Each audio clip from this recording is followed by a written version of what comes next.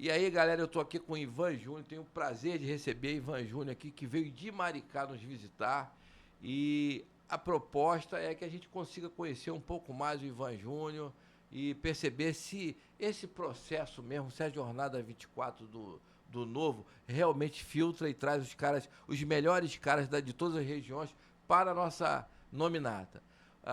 Um prazer estar com você aqui. Obrigado. Ivan, é o seguinte, você já conversamos um pouco previamente, então já sei até como é que você trabalha, como é que você é, mas não me interessa o Ivan adulto, me interessa a origem do Ivan, me interessa o Ivan garoto, o Ivan adolescente, onde estudou, a família do Ivan. Nesse momento, esquece política, esquece a questão profissional, eu quero o Ivan menino, como é que foi o crescimento do Ivan, enfim, a família do Ivan. É isso que eu quero saber. Agora você tirou um certo arrepio de mim, né? Porque realmente eu não esperava essa introdução, né? Mas isso remonta realmente a um passado, a um histórico, que, além de muito significativo, me traz um orgulho muito grande. Eu acho que não só para mim, como para minha família também e para aqueles que me conhecem, né, desde lá dessa juventude. Eu venho de uma família muito humilde mesmo. A minha mãe e o meu pai, que estão me ouvindo agora, vão atestar isso. Mas um pai bem aguerrido, bem trabalhador, mas que, infelizmente, num determinado momento, houve uma desunião entre o meu pai e minha mãe, tá? E o que acontece é que eu tive que ficar com a minha mãe, tanto eu quanto a minha irmã. Isso fez com que um certo equilíbrio, inclusive financeiro, da família tenha desequilibrado nesse momento. E aos 15 anos, a partir dos 15 anos, eu tive que começar a trabalhar. Tá? Eu sempre fui um aficionado pelo estudo, pela leitura, sempre fui um entusiasta do conhecimento, mas tinha que trabalhar também, desde os 15 anos. Fui para a construção civil, a partir dessa idade, e uma das atividades que, inclusive, eu me orgulho muito, desde essa época que eu comecei a fazer, é a pesca artesanal. Eu morava em São Gonçalo, e para quem é de São Gonçalo aí vai saber do que eu estou falando, lá tem muita atividade de pesca artesanal. E os meus tios, eles tinham esses barcos que são chamados de caicos, que são barcos de madeira de aproximadamente 7 metros, funcionando a gás. Né? É mesmo? Muitas vezes gás de cozinha, coisa até que não Recomendado permitido, hoje. Recomendado e tal, enfim, mas é como era. E muito rapidamente, para nós sairmos para pescar, nós tínhamos que levar todos os instrumentos, a rede, o gás, tudo, e nós passávamos por um mangue, onde eu descia naquele mangue, né, porque quando a maré estava baixa, o barco estava lá na água, nós tínhamos que andar até a água, mangue, né? pelo mangue, cerca de 400, 300 metros, com lama pelo joelho. E equipamento em cima. Equipamento, né? Com bujão de gás aqui nas costas, com saco de rede, com remo, com todos os equipamentos. O barco ele tinha que ficar vazio na água, porque senão roubavam as coisas. É complicado. E eu lembro de um dia que marcou muito a minha vida. Foi quando eu estava com esse meu tio, inclusive já falecido, tio que eu gostava muito, mas que ele era muito aquela pessoa que não tinha muito estudo e tal, e ele era muito bravo. E eu carregando os negócios, isso eu já deveria ter meus 16 anos, para 17, alguma coisa assim, e eu falei com ele, poxa, um dia eu vou ser engenheiro. Olha, ele chamou minha atenção. Tomou uma carraspada. Tomei-lhe uma carraspada. Que ele falou, por isso que você não aprende a pescar. Você tem que aprender que sua realidade é essa daqui, ó. Pescaria, tal, você vai ser nada disso. Sua família não tem nada disso. E eu precisava daquilo. Eu não podia responder ou ir contra alguma coisa desse tipo. Né? Não podia. Então eu fiquei quieto e aquilo eu guardei para toda a minha vida. Bom, continuei trabalhando e tal, enfim. Resumo da história. Hoje sou engenheiro, eletricista, pós-graduado, com mestrado por uma universidade federal, tenho minha própria empresa e decidi, né, então, que daí a gente vai dar continuidade a estar aqui como primeira vez aí como pré-candidato a vereador. Que legal, gente. Olha que bacana o que é o Partido Novo, né? Eu me emociono um pouco, porque eu tenho mais ou menos a mesma história de vida, sou mais velho, né? Mas eu também tenho essa história de vida, e aí rememorei a minha infância, a minha adolescência, também montei uma... Eu montei uma empresa com 14 anos de idade, eu era servente de pedreiro aos 12 com meu padrasto, e aí resolvi que tinha que ter uma profissão e fiz um curso de refrigeração. Eu olhava, tudo que funcionava eu ficava louco quando era moleque, né? Então desmontava o rádio da vovó e tal. E eu olhava para a geladeira e ficava impressionado como é que aquilo gelava. Então, aos 13 anos, eu fiz um curso de refrigeração e aos 14 eu tinha, né, aquele know-how, conhecimento técnico para consertar ar-condicionado. Mas tirei minha carteira de trabalho. Aí minha mãe chorou dizendo que eu ia parar de estudar. Eu falei que não. Fiz um compromisso com a minha mãe, nunca vou parar de estudar. Só que eu não arrumava emprego, cara. Eu fui em tudo quanto é oficina da região, ali de Cascadura, Quintino, Mé, Piedade. Eu olhava para aquele garoto, tá de brincadeira esse garoto aí. Aí eu peguei e montei uma oficina de refrigeração nos fundos da minha casa. Nossa, isso quantos anos? Com 14 anos. Com 14 anos. Com 14 anos, eu falei, pô, mãe, deixa e tal, babai. Aí ela só fez o seguinte condicionamento: tu não vai parar de estudar. Aí eu montei nos fundos da minha casa, tinha uma estelha velha, montei uns telheiros e tal, bababá. Consegui algumas ferramentas, comecei. E aí eu dei sorte que na época minha mãe foi sorteada com aquele negócio de sorteio de telefone. Pô, foi sorteada a Cetel, a Telerd. E ela, não, mas a gente não tem... Que valia muito, mas ela não queria aceitar o telefone, porque, não vou ter dinheiro para pagar a conta. Eu falei, não, mãe, mas a gente bota aquele cadeadinho, né, que prende no disco, para ninguém usar, só para receber, vai virar pai de santo, só para receber e tal. Os jovens de hoje não vão entender muito bem o que é isso, não, né? Pois é, porque hoje em dia é celular, né? Mas você acha que já lembra disso ainda, de ter o orelhão, de ter o... Sim, usa ficha, depois cartão. Então, aí convenci a minha mãe e tal, falei, não, mãe, deixa que eu vou pagar a conta. Aí eu comecei, eu me lembro que eu atendia com bicicleta, cara, ferramenta, eu ia numa bicicleta e tal. E eu comecei com 14 anos, falei, minha cara, então... Quando você me falou da tua coisa, e depois eu fiz Cefet, fiz eletrônica industrial, depois fiz engenharia, depois fiz direito. E aí, cara, tu me jogou na minha infância, que eu quase chorei, não posso fraquejar aqui nesse negócio, gente. Esse é o universo, né? Como ele alinha e traz, né, as pessoas. E como é que o Novo consegue aproximar pessoas assim, né? Uma das coisas mais bacanas do Novo é a gente conhecer outras pessoas com histórias bacanas também, entendeu? Com aquelas utopias vencidas, superadas, né? Então, cada um de nós, tu chega a qualquer pré-candidato novo, você vai ver, o cara tem uma história utópica que ele superou e que ele venceu. Mas vamos sair do emocional, que está muito emocional esse assunto, e vamos para o objeto fim. Eu quero saber o seguinte: política. Como é que você tropeçou na política? Porque você é um empresário, um cara que lutou como eu também sou. Mas eu quero saber o seguinte: o que te despertou para a política? O que acontece é o seguinte, conforme eu falei, eu montei minha empresa de engenharia, e quando eu comecei a trabalhar, isso há quase 20 anos atrás, com engenharia, eu comecei a trabalhar com sistemas mais pesados, com potência, enfim. Depois começou a surgir a questão das energias renováveis aqui no Brasil. Em 2012, a partir de 2012, começou a energia a surgir essa possibilidade de fazermos essa mudança, empreender nessa área, né? Exatamente, para a energia renovável.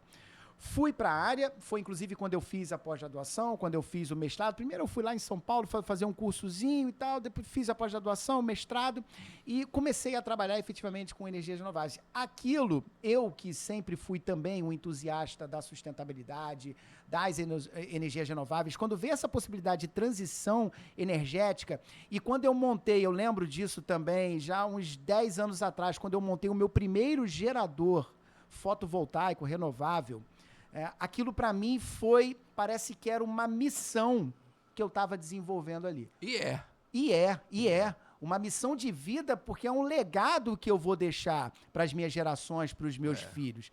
Então, a cada dia que eu saía para trabalhar, e por que eu coloquei antes, né, que eu trabalhava com potência, com subestação e tal, enfim, porque aquilo não me dava muita satisfação. Eu saía para trabalhar porque eu tinha que trabalhar.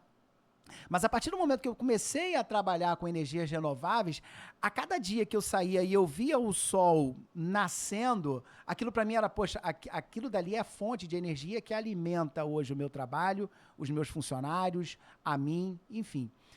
Disso para cá foram mais de 1000 projetos que eu já fiz, né? Implantados, fotovoltaicos, projetos grandes, pequenos.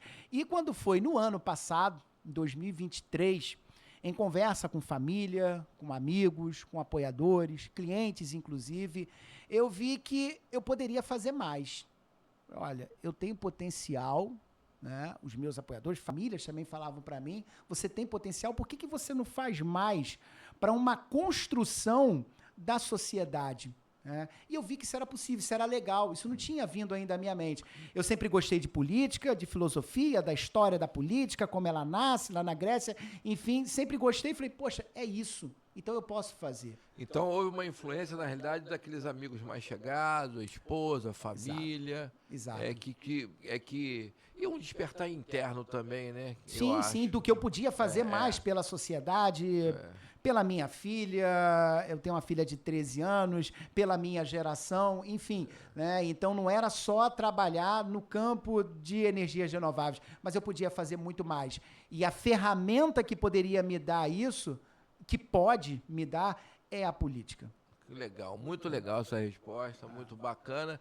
E legal que foi um despertar interno, porque às vezes o cara assim, não, foi um tio, ou eu vi um político, enfim, o estímulo inicial para a política pode ser variado. São vários. Mas no teu caso foi uma coisa, uma necessidade interna que você teve de pensar assim, não, eu posso mais. Para mim é uma missão.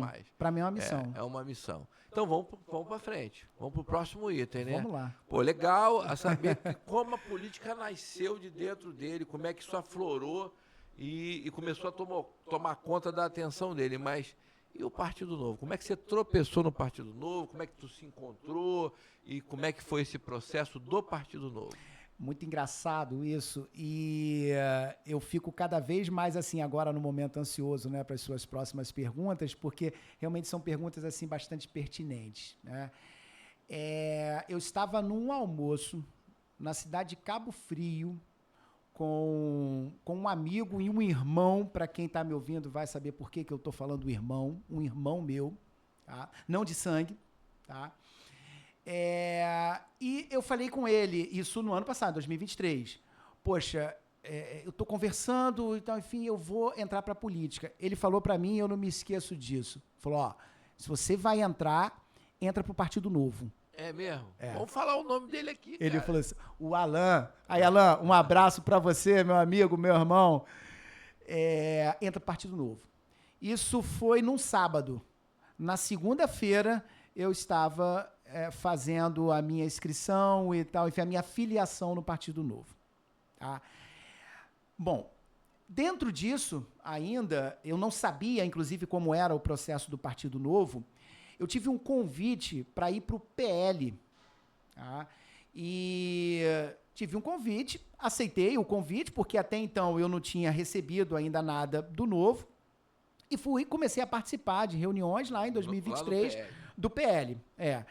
E comecei a observar determinadas coisas, eu sou muito observador, bastante analítico, e comecei a ver que ali não era muito o campo que eu estava querendo. A política ali estava sendo levada de uma forma que não é essa política antiga que eu quero. Foi nesse tempo, ainda em 2023, que eu recebo o contato do Novo, inclusive do meu presidente lá do Novo, que é o César Augusto, um abraço também aí para o César Augusto. Ele me liga, fala, Ivan, você foi... Sim, porque antes disso eu havia feito uma prova, uns testes lá pelo Novo, que ele sempre pede a gente. Fiz as filmagens para o Novo e tal, enfim. E o César Augusto me liga e fala, você foi selecionado, você foi aprovado pelo Novo. Eu falei, poxa, bem legal. E foi no tempo que eu já estava querendo sair do PL, onde eu estava apenas em reuniões, eu não tinha filiação nenhuma ao PL. foi quando eu conversei com as lideranças do PL, tô indo para o Partido Novo.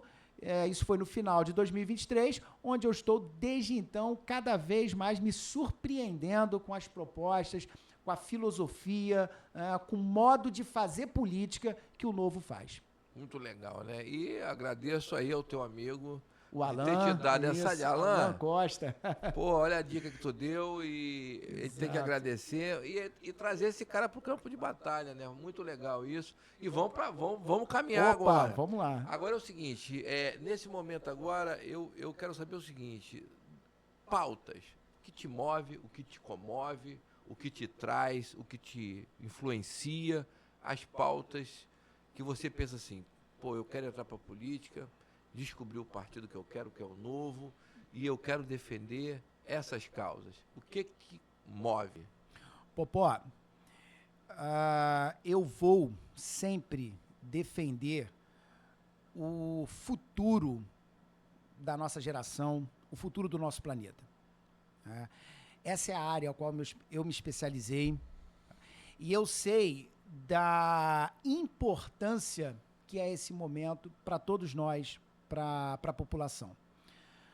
Nós temos aí o acontecimento super trágico lá do Rio Grande do Sul, onde eu nem gosto de trazer nessas pautas, ou seja, porque as pessoas pensam, tá fazendo política com o que aconteceu lá, isso é um pouco complicado, porém é uma realidade o que aconteceu lá, e que se nós não tomarmos as ações, as atitudes que devemos tomar,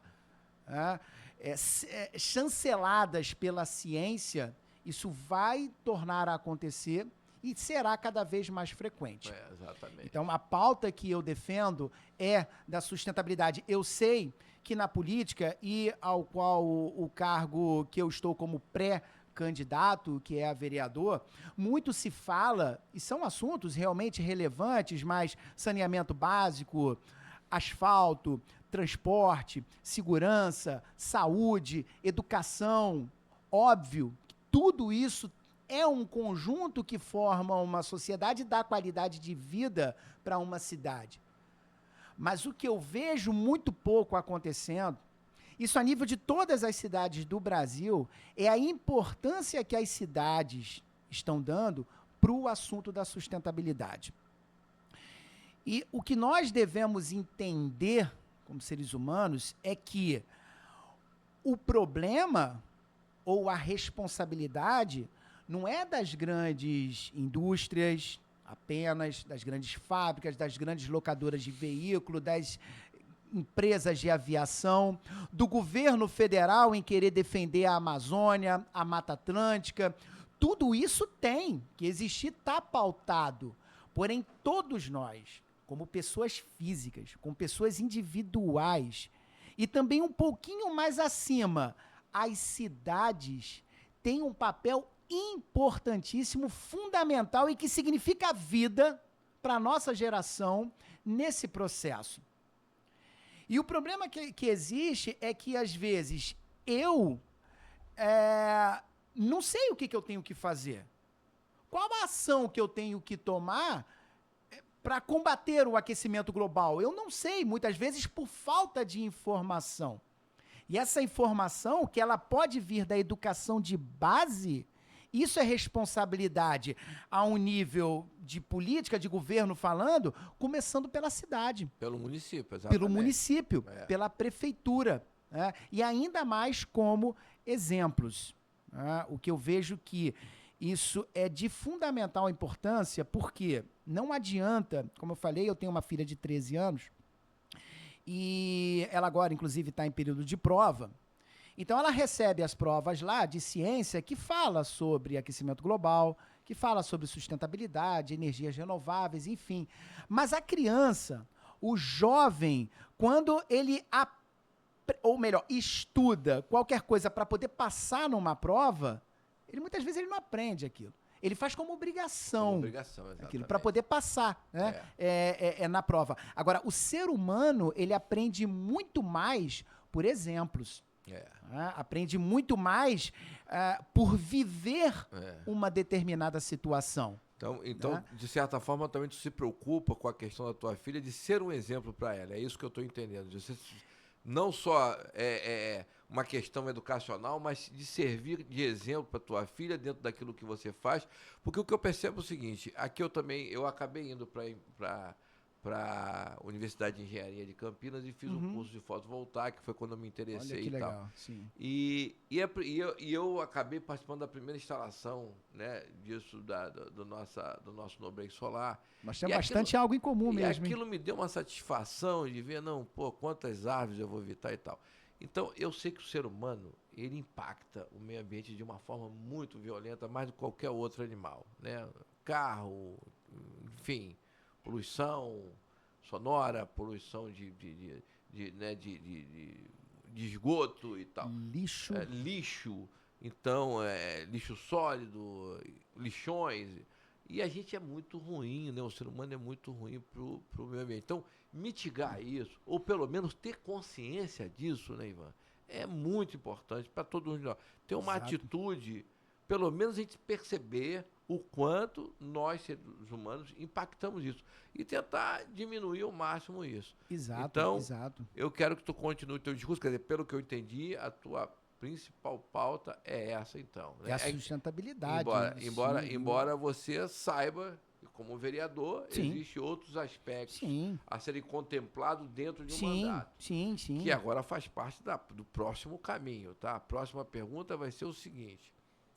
É um exercício de futurologia, tá? Houve a eleição dia 6 de outubro, couro comeu, você trabalhou na pré-campanha, veio aqui gravar no estúdio no Rio de Janeiro, pegou o conteúdo bruto, cortou, postou, fez de tudo e mais um pouco.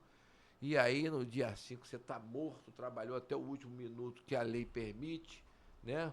Fazendo a tua divulgação, etc.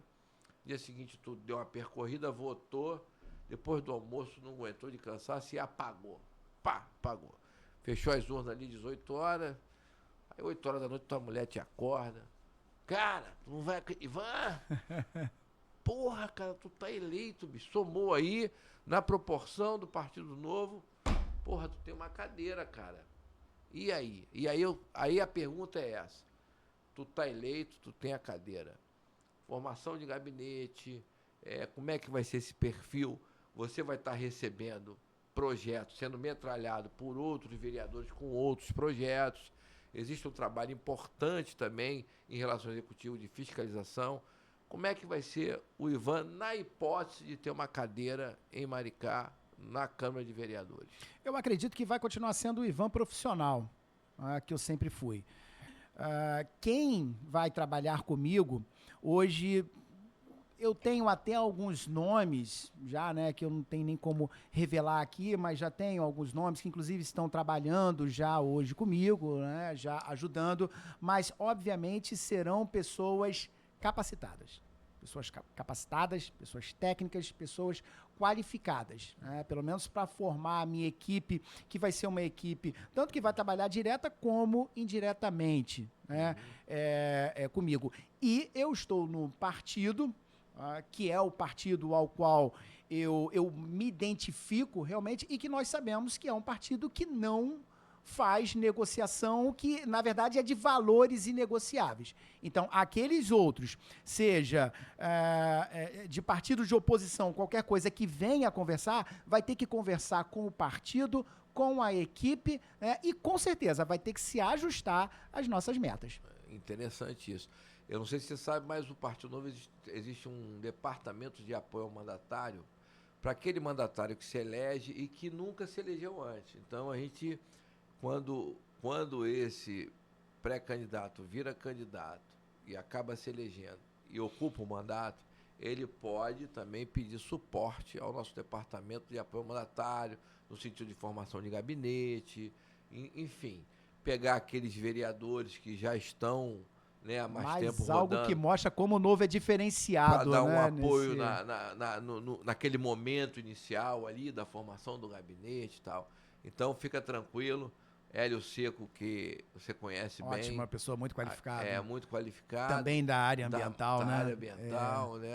Impressionante. É muito bom ser. Sim. Hélio, Muito bom, cara. Além de botafoguense. É só nisso que pega um pouquinho, né, Hélio? Mas nós tamo temos, junto mesmo assim. nós temos esse sofrimento em comum. Ontem nós sofremos, né, com o Atlético Paranaense, mas passamos no último minuto, né?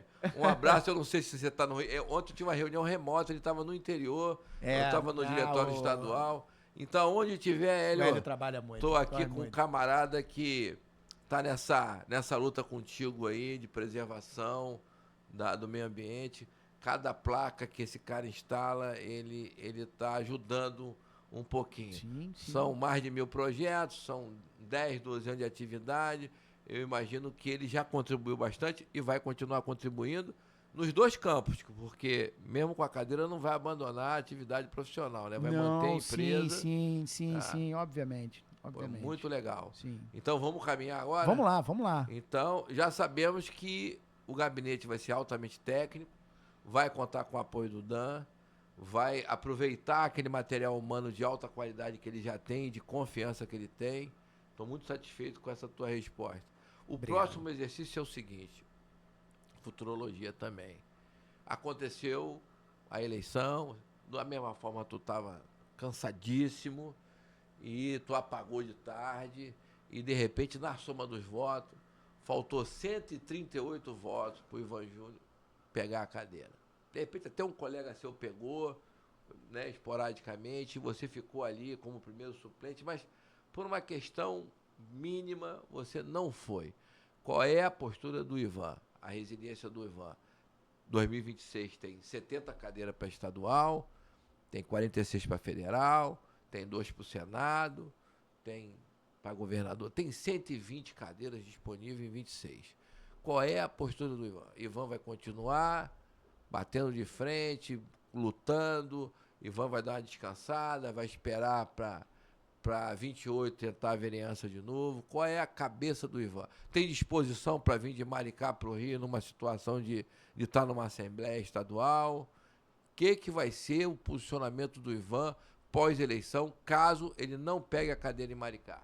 Bom, primeiramente, voltando para 2023, mais uma vez, eu resolvi embarcar em 2 atividades, ao qual eu não fazia parte. Eu sempre fui uma pessoa técnica, né, da área técnica, então que foi a política e mais uma que eu vou revelar agora, que é a vida de escritor. Eu já estou no meu 2º livro, já legal. Publiquei um. Inclusive, na próxima vez que eu vier aqui, eu vou trazer um para você. Eu gosto de ler e vou te lembrar. Tu tá me devendo o teu primeiro livro. Isso. Físico Rei o Rabino, que inclusive conta uma história maravilhosa do caminho de Santiago de Compostela, ao qual eu fiz agora. Eu fui fazer o caminho agora. Mas tu fez aquilo a pé, não, né? Fiz a pé. Tá louco, bicho. Eu saí da França, da cidade de Saint-Jean-Pied-de-Port, atravessei os Pirineus. E a pé? Sim. Então eu vou te confessar um negócio. Eu já saí de Bordeaux dirigindo, né? Sim, e Bordeaux fiz aquela estrada de Santiago a carro, sim. De carro. E você via os peregrinos? Não, eu via e sabia da história, né, dos peregrinos. Falei, como é que eu tô aqui nesse carro, eu acho que eu andei uns 300 quilômetros naquela estrada até chegar ali em Portugal, naquela cidade, na cidade mais ao norte de Portugal. Acho que é o Porto. Porto. Deve ser o Porto. E nem foi Porto, é uma anterior ao Porto, onde Portugal foi fundada, né? E Eita. tipo assim, eu falei, não vou aguentar chegar ao Porto, eu vou parar um pouco antes, mas já dormi em Portugal já. Mas, cara, 300 km de carro, eu tava enjoado dirigindo. Falei, como é que esses loucos, desses peregrinos, fazem esse negócio a pé, gente? Não dá pra acreditar que os caras estão andando isso tudo a pé, até Santiago de Compostela. Eu vou entrar aqui antes, tá lá longe ainda, não quero nem saber. Vou entrar, vou pegar um hotel e vou dormir. E de carro. E, cara, incrível isso. E aí eu queria agora... Gente, para tudo que eu quero um pouquinho dessa história aqui.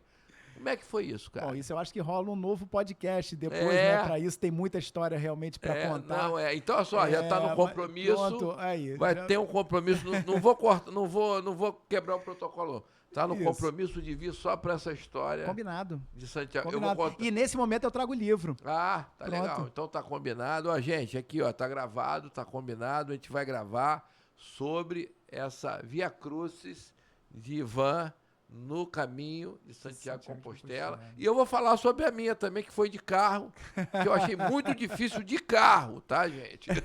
Imagino que eu ficava com um pouco de inveja também quando eu via as motos passando. Eu gosto muito de moto, né? E eu via aquelas motos passando pelas estradas maravilhosas. Bom, tem que seguir meu caminho aqui. E então é um caminho, né, que eu decidi seguir, o de escritor. Estou lançando meu segundo livro agora. E a política.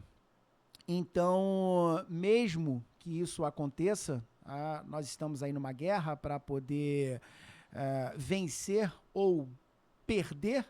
Eu não sei se perder seria a palavra, mas porque nós ganhamos muito. Ganha sempre. Eu estou percebendo que com um processo de pré-candidatura, de candidatura, isso nos traz muita experiência, nos mostra muita coisa que, sem estar nesse processo, nós não conseguiríamos enxergar. Quem é teu amigo, quem não é, quais os problemas mesmo que você tem ali no teu bairro, na tua cidade, que às vezes no corre-corre você não sabia, né, das dores de muitas pessoas. Isso, e quem tem o fator humano dentro de si, pois tem muita importância. Eu confesso que eu já chorei com problemas de algumas pessoas, né, que chegam e se abrem pra gente. Então, é um caminho sem volta, assim como Santiago de Compostela. Eu não podia mais voltar, não tinha como. Tinha que ir até o final. Tinha que seguir. Então, é um caminho sem volta.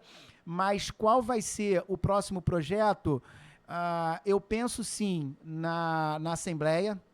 Aqui no Rio, na Assembleia Legislativa. Penso sim. Maricá é pertinho, né? Tranquilo, Maricá é pertinho, então, obviamente que seria uma coisa que nós teríamos que conversar, mas pode ser, sim, uma opção, deixo aberto, né? Pode ser uma opção vir como deputado estadual, sim. Mas, de qualquer maneira, a luta agora, o foco... é a vereança. É a vereança e Maricá. Sem dúvida. Mesmo porque um projeto não afasta o outro. Nunca. Você pode ser vereador e mais tarde pensar assim, vou consultar o povo de Maricá se eles me querem representando Maricá lá na Assembleia. Né? Nada te impede. E outra coisa, como a gente tem uma nominata homogênea, se por acaso você sair da cadeira para vice-candidato a deputado estadual, quem vai sentar na cadeira é alguém que tem uma semelhança contigo na visão, na missão, nos conceitos de vida e tal.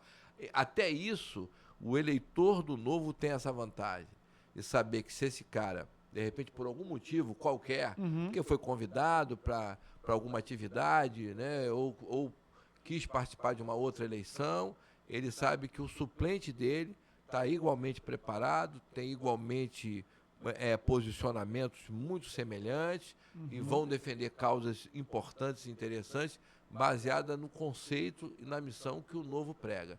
Então isso é muito legal, saber que esse cara aqui vai bater esse prego até o final. O prego é de aço. É isso, é de aço, não entorta. Não entorta nunca. Isso aí. É isso. Muito legal. A gente já tem aqui já combinado um outro podcast para falar da experiência dele nesse passeio, que não é um passeio, né? Aquilo é uma missão, aquilo é uma introspecção, é uma evolução espiritual e humana. E eu vou falar do meu, que é bem menor do que dele, mas que eu sofri um pouquinho também naquela estrada. Eu vim de Paris, dormi em Bordeaux e depois resolvi de Bordeaux dar um estirão até Portugal. Sozinho? Então, sozinho dirigindo. Eita. Então não foi muito fácil não, gente. Agora, nem se compara com a experiência que ele só vai revelar. Eu queria perguntar aqui, mas ele deu uma ideia boa. Só vai revelar nos próximos capítulos, nas próximas gravações. Deixa essa galera aí curiosa aí, Meu querido, um prazer enorme. Eu fiquei muito surpreendido com você. Imenso, e agora é o seguinte, agora você tem aqui os filiados do Novo, os voluntários do Novo, e você tem a população de Maricá para se dirigir, lembrando que nesse momento não pode pedir voto, né, não pode pedir apoio, e enfim... Mas, de qualquer maneira, você é um pré-candidato, vai vir a convenção. Eu não tenho dúvida que os filiados vão carimbar teu passaporte, entendeu? Que no dia 15 de agosto você vai estar de peito aberto fazendo a campanha e que no dia 6 de outubro a fotografiazinha dele vai estar lá na urnazinha para quem quiser levar esse produto que é bom, bonito, e não é barato não, é de graça. É isso. Porque no novo, nós somos de graça, né? A população pode nos levar, que não vai ter custo e só vai ter benefício. A câmera é tua, Exatamente. considerações finais. Então, maravilha. Primeiramente, agradecer pela oportunidade, pelo convite de estar aqui fazendo esse bate-papo, né, com o Popó, pessoa muito qualificada também, pessoa muito amável, generosa, muito legal. E dizer para a população de Maricá, dizer para os meus amigos, os meus clientes, para a minha família, que como vocês já sabem, como eu já falo bastante com vocês, esse projeto, ele não é meu, ele não é só meu, ele é nosso. Eu acho que quando nós nos propomos a assumir uma responsabilidade pública, um projeto público, isso é uma responsabilidade muito grande. Nós estamos falando de vidas, nós estamos falando do dia a dia das pessoas. Então, eu nunca poderia dizer que eu vou fazer isso sozinho, que eu vou fazer esse projeto sozinho. Então, se lá na candidatura e depois fazendo esse cenário de futurologia, se eu estiver lá dentro, no gabinete, o meu gabinete vai ser de toda a população de Maricá, tanto aquelas que estiveram comigo, quanto as que não estiveram. E dizer que essa é a minha pauta, e será a minha pauta. Né? Além de trazer e de buscar a solução dos problemas que existem e que são muitos hoje que a cidade de Maricá tem, e eu acho até bastante demais para uma cidade aí que tem o maior PIB do estado, o 8º maior PIB do Brasil, né? Não precisava ser do jeito que é, mas além disso tudo, nós vamos trazer essa visão de clima, de sustentabilidade, de meio ambiente. Só para finalizar, essa questão do modelo para as nossas crianças, para a minha filha, para os nossos filhos, que eu digo, é as escolas terem esse modelo. Por que uma escolazinha do município não tem uma horta ali? Para as crianças poderem plantar, poder colher, e aquelas que comem, que se alimentam nas escolas, poder se alimentar de um produto limpo, livre de agrotóxico e que elas mesmas plantaram. Mas só que vai ter resíduo, vai ter sobra. Toda comida sobra. Aí o que faz com essa sobra? Joga fora. E pior que não tem nem lixão para receber, não tem nem aterro sanitário para receber. Maricá leva para a cidade vizinha, leva para Itaboraí, né? Jogando gás metano para o ambiente, que é 20 vezes mais poluente do que o gás carbônico. Exatamente. Churume contaminando de forma irreversível as águas de profundidade.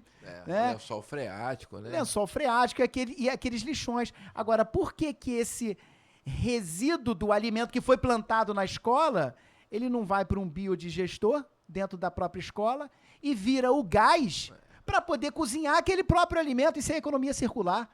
Isso, gente, é fácil de fazer. Gente, traz para a câmera do meio que eu quero participar disso. Tô na câmera do meio? Vamos lá. Né? Cara, eu tô muito impressionado e a gente vai ter muito papo, porque vamos. Eu também tenho uma visão dessa de aproveitamento total. A palavra lixo para mim não existe. A palavra lixo para mim é material fora de lugar. Sim. Então eu sonho com uma Conlurb aqui no Rio de Janeiro que acabe com a palavra lixo.